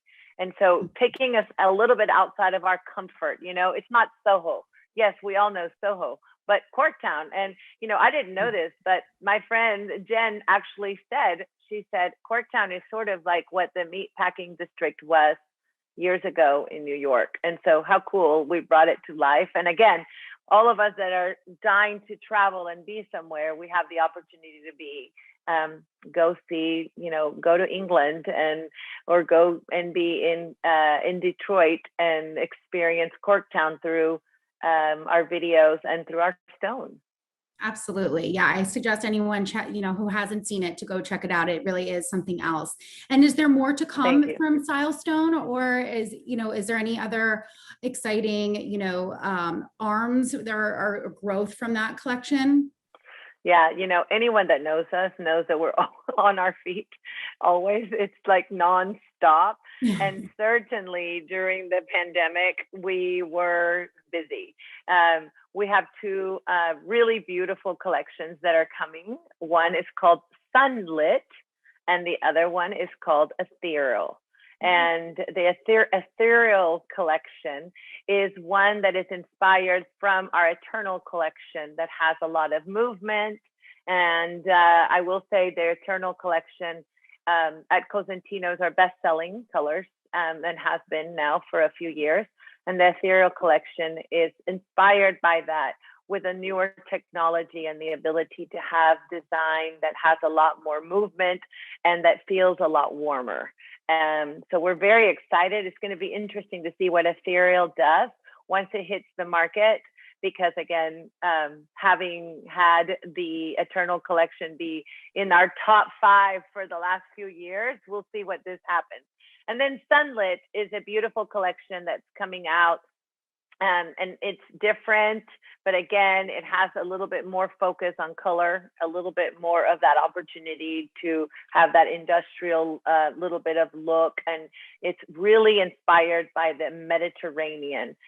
So water and sun, and that's, like, I think there's a storyline behind it, like a lighthouse of, the first lighthouse, or the only lighthouse that's still standing.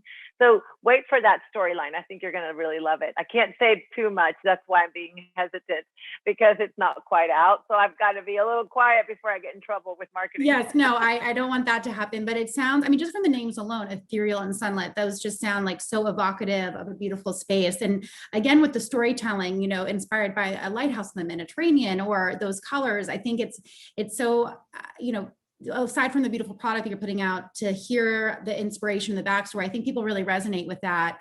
And I'm sure that makes the decision-making process even all the more fun when they have that kind of reference, whether it be these industrial hubs or these natural, you know, beautiful destinations. I love the way designers get inspired, right? I'm not a designer, obviously, but I love the fact that everything comes from a mood board, and everything, when you're talking to a designer, they bring their life, their experience, and they talk to their customer about what's important to them. And then they bring it to life. And sometimes I think when we created all of these collections, that's been part of our experience, is to think, how can we bring it back home? How can we transfer it to be a way of life?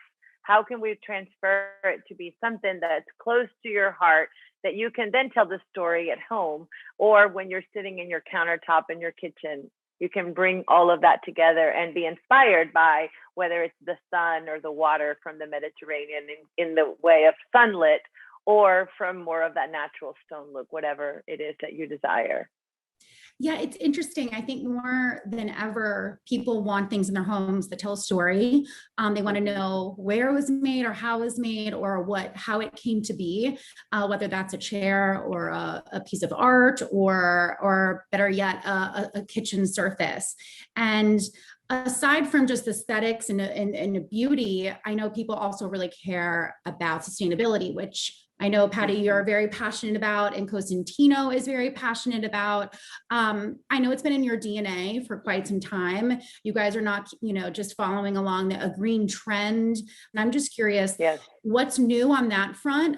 If you guys have any important initiatives that you're kicking off, or just catch us up to speed on that sector of Cosentino.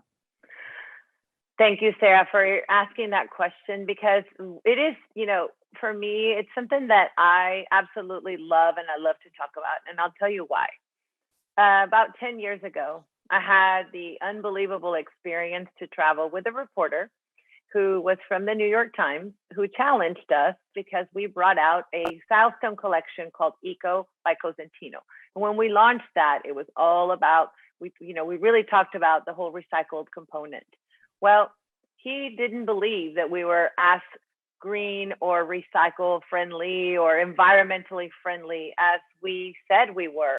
So he came, and it was one of those people very difficult to travel with. He and I are buddies now, so I can say that, but I won't say his name. And he was very serious. And I mean, I gave him wine, I did everything I could, and there was no smiles until we got to the factory. And he looked and he walked around, and we went and we saw our solar panels and the quarries, and we went everywhere. And it still, he was just like, he couldn't find anything wrong.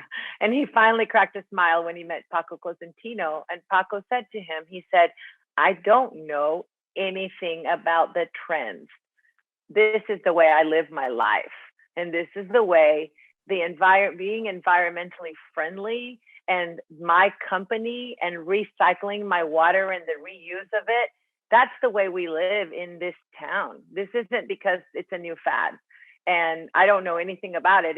It was natural for me. And so it was so important for me to hear that, because, you know, it's one thing, I'm one of those people that I can't lie about. It's like, if it's not natural, then it's very difficult to sell something and act like, oh, really? Kind of, yes, but not really. And then with Cosentino, that's just the way it is. And so what's new with us is we are increasing the amount of our recycled components in Silestone. So we're launching a new product, a new aesthetic in Silestone that's called Hybric and Hybric Plus. Okay. And with Hybric Plus, it contains at least 20% more recycled content than it ever has before. And that's new. And all the new series that I just talked about all have it. So that's exciting. The Sunlit collection is actually carbon neutral. So we just talked about, being the sunlit and the Mediterranean inspiration, and that is carbon neutral. And we're compensating all emissions generating in producing this particular series. So that is important to us. That's something that's new and innovative and that we were able to do this past year. In Decton, all of our Decton is carbon neutral. So 99% of the water that is used to do Decton is all reused. Wow. Everything is reused, and all of our energy does come from renewable sources. We are developing, this is to me so exciting because like I said, I got to see it in the quarries with the panels, but we're developing the largest solar plant of self-consumption of an industrial company in all of Spain. Oh So my goodness. that's going to be really something very interesting and something that will be amazing for us to be able to give tours and show you guys about. And last but certainly not least, we are reducing the amount of raw material that we use by about 3% for every slab. And for everyone that knows right now, the raw material is such a key point and something that it's the reality is that there's such lack of. So us being able to reduce it by this percentage is a big deal. So we're very excited about some of those things that are happening. As you should be. I mean, it sounds like we could do an entire segment on just the sustainability features that you guys have in place. But I think it just goes to show the level that you guys are performing, that you not only have beautiful product, but it's made with sustainability at top of, at a top priority. And so I think that's the best of both worlds, when you can have this beautiful product and know that it was made in a smart and safe way. And I can just picture a proud homeowner of their, recently redesigned kitchen, touching the surface and feeling so good and knowing that it was made in such a way. And it also can stand up to daily use and also be good, better for the environment. So, you guys are setting the bar, and we'll have to just keep up to speed on all that you guys are rolling out. So congrats on all of those initiatives. Paco Cosentino always told us, when you meet him again, but he always starts all of our conversations, all of our meetings. He's such a humble, amazing guy, but he will always start talking about safety and the people. And those are it doesn't matter what presentation and to who he's talking to, but safety and our people is what he always talks about. And when we talk about safety, Hybrid and Hybrid Plus are two products that you will see, and how important it has been for him to revolutionize something that is safer, and that we continue to focus on that with the environment. So thank you for asking that. It's something obviously that's very close to our heart.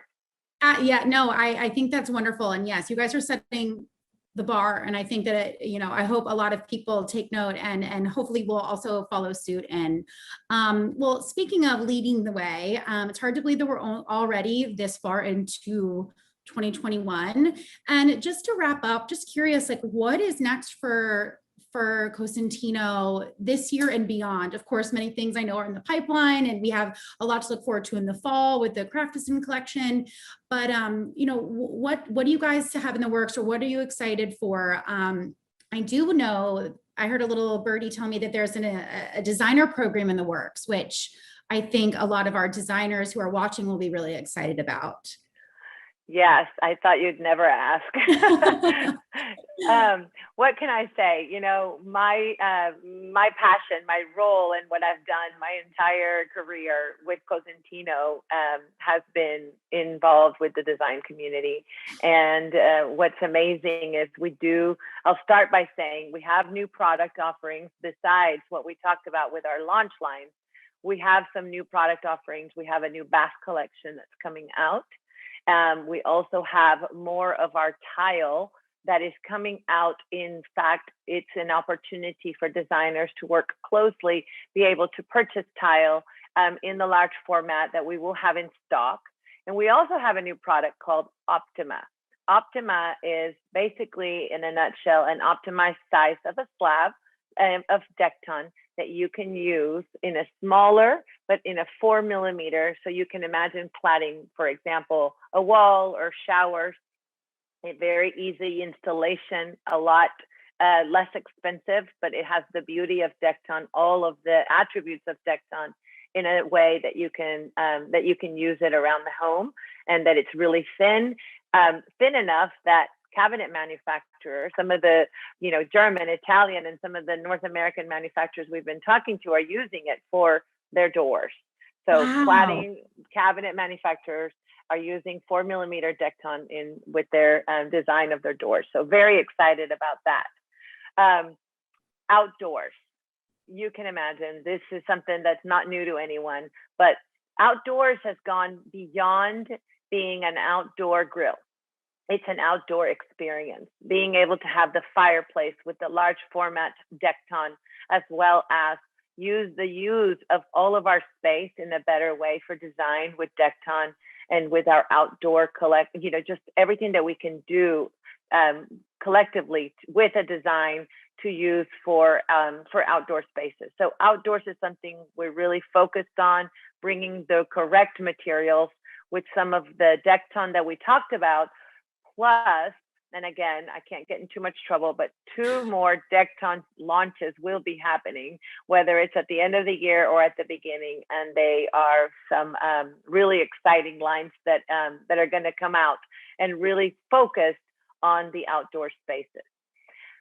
And last, not least, and actually my all-time favorite, is the C-Top program. So I am proud to say that I'm running this program for North America, and it is a designer program that we have developed. And really the best way to say it is, we want to be closer to you. We want to be closer to our designers who we've worked with for years, but to give you a platform digitally that you can call and make it your home base. You can order your samples, you can be inspired by product, you can make some money. We all like to do that. And at the same time, just be connected with Cosentino, be the first one to have all of our launches. And as we say, the only limit when it comes to our materials is your imagination. And for me, I think C-Top is going to be the best way for us all to be connected. And I cannot wait to launch that. And that will happen this summer, probably July, August. Wow. I mean, just when I thought that you guys were already very busy, it sounds like there's even more exciting things to look forward to. And I love that you ended on that quote. I'm going to repeat it. The only limit when it comes to our materials is your imagination. And I think that, when we were talking earlier about the use of Cosentino, whether that's on the floor or the surface or the outside, you had me at cabinets. Like, that blows my mind that it's that thin to be used on cabinetry. I mean, you guys are really just kind of thinking outside the box, and like the segment's called, like, thinking beyond the surface. You guys are thinking beyond the surface when it comes to creativity and application and sustainability, and working with designers in really, marrying this form and function. And so I feel like now I'm leaving with tons of inspiration and information. And I know that everyone watching is going to leave with the same. So Patty, thank you so much for indulging us today with all of this inspiration and information. It has been such a pleasure. I know we will be watching very closely to see what you guys are up to next. This has been very, very fun. Thank you, Sarah. I thank you for your friendship. Thank you for all that you all do for the design community and for the partnership that you guys have with us at Cosentino. We love working with you and are truly humbled and grateful for having the opportunity to spend this time with you today. So thank you. Thank you so much. Yes, we'll do this again. It's been fun. I hope so. Take care, Patty. Thank you. Bye.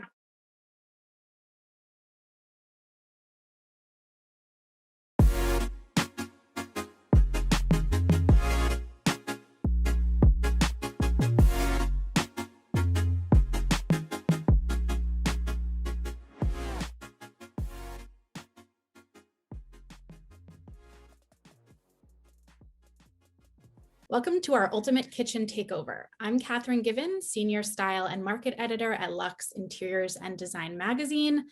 Thanks for tuning in to today's Enlightened Kitchen segment with Kohler Lighting. I am thrilled to be joined by the very talented Erin Hoover. She is the Design Director for Kohler's Luxury Space. Hi, Erin. Hi, how are you? I'm great. I am really looking forward to chatting about lighting, which, as we all know, can completely transform a space when used correctly, especially in the kitchen. But I think I know it's also secretly your favorite product category, right? Am I allowed to mention that? Yes, I know. It's like, don't let my other product categories know. But yes, I have a passion for decorative lighting. Love it. So I am so thrilled to be here to talk to you about lighting in the kitchen. So I'm hoping before we dive in, you can just give us a little bit of background on Kohler Lighting. I know it officially launched a year or two ago, but it's certainly evolved since then, right? Absolutely. I mean, I think, Kohler's always had an eye on the future, and we're always looking for ways that we can infuse our customers, sort of space with, their personality. And lighting is really that final piece. So I think, Kohler really decided to go into decorative lighting in a big way. And certainly, I think you'll see the breadth of the collections that we're going to talk about today really demonstrate that. Definitely. I mean, we know that, when you introduce lighting in a different finish or a different color, it really has such an impact in a room. And I think, you mentioned this, Erin, when we were talking earlier, people are having a lot of fun with lighting, right? It's sort of how you put your personal stamp, on a space now, I think. Yes, I think it's so true. We've really seen a transition, certainly since I started in design, where, lighting for the kitchen used to be, functional, not that it was, not that it was bad, a little bit functional, but now, it really is a statement. I think people, to your point, are getting much more adventurous. They want to show their personal flair. And it's also, I think, because of the open plan kitchen. So, the kitchen is no longer an enclosed space in most homes. You see it from other parts of your home. So just as you are concerned with, the decor and the design of your living and dining areas, then the kitchen becomes that much more important. So we have more of a statement about decorative lighting. Definitely. I 100% agree with you. And I'm so excited, when I saw these new collections, when I saw Kohler Lighting's newest collections, my mouth, opened up because I thought they were so high design. They're so beautiful. Not only can you use them in the kitchen, but I could sort of envision, them in a number of rooms. So I'm hoping you can walk us through the latest collections and just talk a little bit about design inspiration or even the process. Sure. Do you want to start with Arendella? I love that collection. Yeah. Yes. Well, first of all, thank you so much. We are so proud of these collections, and I am thrilled to be talking to you about them. So Arendella, we started with, there's a vintage fixture that was made by Vistosi, an Italian designer, back in the 60s, which has this beautiful glass disc that is suspended from a lightweight metal frame. So we took some inspiration from that, but we also took inspiration from the briolette, which is a gem cut where the entire gem is faceted. And so it creates this beautiful refraction of light. So you'll see that when you look at Arendella, we've got this beautiful lightweight metal frame that holds this gorgeous faceted lens. And I have to say, and I will say this for all of the lighting, I know we're doing a lot of shopping online these days. If you can see these fixtures in person, the detail is just beautiful. So I've seen this actually illuminated, and the effect that you get from the light is just stunning. So, it's a gorgeous collection. We have chandeliers, we have sconces, we have linears. So really you can just do it up. Yeah, it's interesting when you talk about the faceting, because I completely see that here. It really resonates with me. And when it is illuminated, it just glows, right? It really creates that pretty effect. Yeah. It's beautiful. Yeah. But I have to say, Vorley is actually my favorite. I really love that. The slim profile in some of the pieces was so sophisticated. Yeah, well, Vorley is, so there's an interesting story behind Vorley. So Vorley, we were inspired by a vintage fixture from the 1930s that is in the collection of one of our leaders in design for Kohler, Seth Stevens, who's chief designer for luxury. So he had this in his collection, and you know, I had actually seen pictures of it. It's so funny. He sent me pictures of it, and we both sort of had this moment where we said, "Oh, let's use that as the basis for one of our collections." So it's got a very sort of Bauhaus inspired, sort of beautiful form. But the trick with this one, and this is what I think you'll find in a lot of the collections we're going to talk about today, is the shade actually pivots. So that means you can either direct it downwards, so your light will go downwards, or you can angle it towards the wall, or you could angle it out towards the room, again, depending on the fixture that you're working with. So what this does for the consumer is that they can then personalize this fixture. No one's ever going to style your fixture the way somebody else did. So again, it's another way to make it very unique, very personalized. So just, yeah, absolutely stunning fixture. And how smart in the kitchen, right? Where you can sort of direct light kind of where you need sometimes. That's genius. Yeah, exactly, exactly. So Erin, talk to me about Hawksby. That is also really a lovely, lovely collection. Yes. Oh, so I love this collection. We were very much inspired by, you know, industrial lighting, factory lighting, sort of looking at some vintage references. But, you know, while we look at vintage references, we always do think about, you know, a modern setting. We're not doing reproduction, sort of industrial lighting, but we definitely took that as our point of inspiration. And it's got some wonderful details. So in the sconces, you have this beautiful gooseneck detail on the neck, and then you have some really beautiful trim details and connections. But really, for this collection, the star of the show is the finishes. This is where you'll see my passion, my love for lighting, because you have got some really fantastic options here. So you've got a white metal shade with a chrome trim detail. You've got a white metal shade with a brushed brass trim detail. Then you've got a black metal shade with a brushed brass trim detail. And then finally, there's an all chrome option. So, you know, totally changes the personality of the fixture. And again, depending on, you know, the effect or, you know, your personal aesthetic that you're going for, you can have so much fun with this collection. Yeah, I love all the options. And I have to say, I'm really gravitating towards that black. I usually don't, but it's really such a rich color. Yeah, it's really stunning. It's really stunning. And last but not least is Perron, which again is one of my favorites. Yes. So Perron, we really looked at, you know, again, you know, we go back to some vintage references. We're looking at a lot of lighting from like the 1930s and 40s. I'm a huge fan of Tommy Parzinger, who is a great designer who did work starting in the 30s and on into the 70s. And he always was able to do this very tailored design that had like a little bit of glamour, a little bit of drama. So what you'll see in this fixture is the proportion of that shade. So it's got a kind of a dramatic taper, but then it's got this beautiful trim detail at the top and the bottom of the shade. And then like this beautiful decorative ball sort of on the stem. And the great thing about this fixture, not only the wonderful range of finishes that it comes in, but I've seen it merchandised in sort of more of a modern aesthetic. I've seen it in a traditional aesthetic, which, you know, you're like, okay, all right. But I also saw it recently in more of like a rustic sort of design aesthetic. And it has a lot of breadth. So just a fantastic, you know, shaded fixture, very dramatic, very glamorous. You're right. It does hit a lot of notes, which is nice. And again, congratulations on these collections because they are so beautiful. But I want to make sure that we do touch on, you know, lighting in the kitchen and really how you can harmonize these, you know, pieces with the rest of the home and how you integrate. So I think people sometimes think that they need to have very technical lighting, right? The track lighting or, you know, sort of those pieces, but, you know, you can easily use any number of, you know, the designs that we just discussed in the kitchen, right?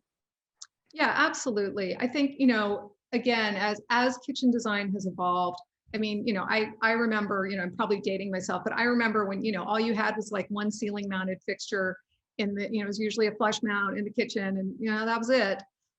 Now you'll have multiple sources of lighting. And so, you know, while our fixtures certainly, you know, they certainly put out a lot of light, you will usually have multiple sources of lighting in your kitchen. And I think it's a good thing to think about when you're selecting a fixture. Of course, we want the aesthetic, we want the sort of, you know, the wonderful design to sort of, you know, be first and foremost. But I think you can also think a little bit about the kind of light that you want to have in the kitchen. So for example, Hawksby, which is a fantastic fixture, it will tend to direct the light more downward because it's a metal shade.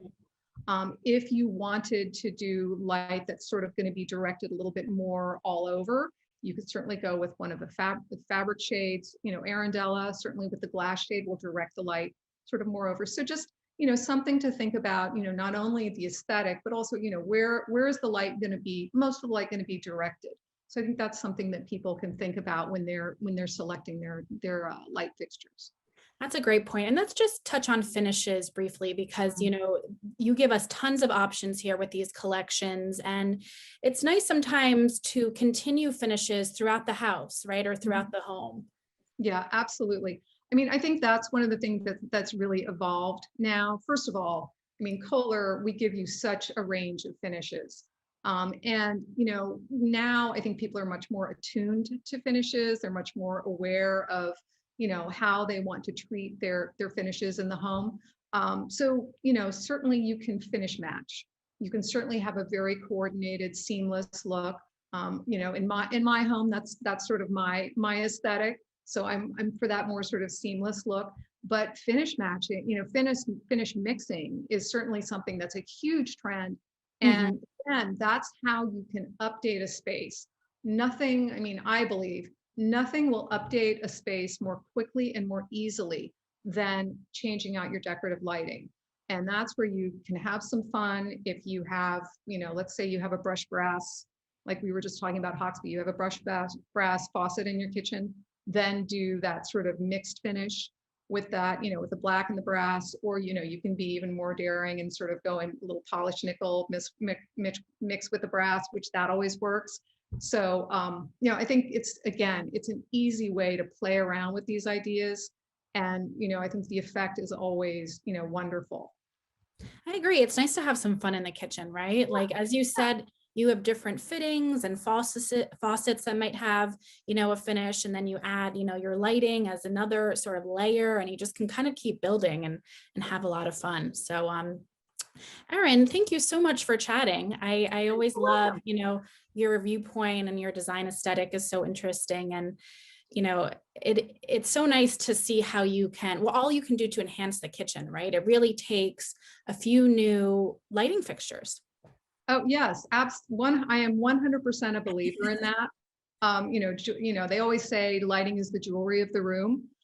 So I think, I'm so glad that we're able to offer this at Kohler now. So we have that perfect accent that finishes off your beautiful kitchen with the rest of your Kohler products. Thanks again. I'm such a fan of these new Kohler lighting collections. I think I might need one of those Hawksby pieces above, a kitchen island, but thanks so much. And to our viewers, we appreciate you tuning in, and see you next time.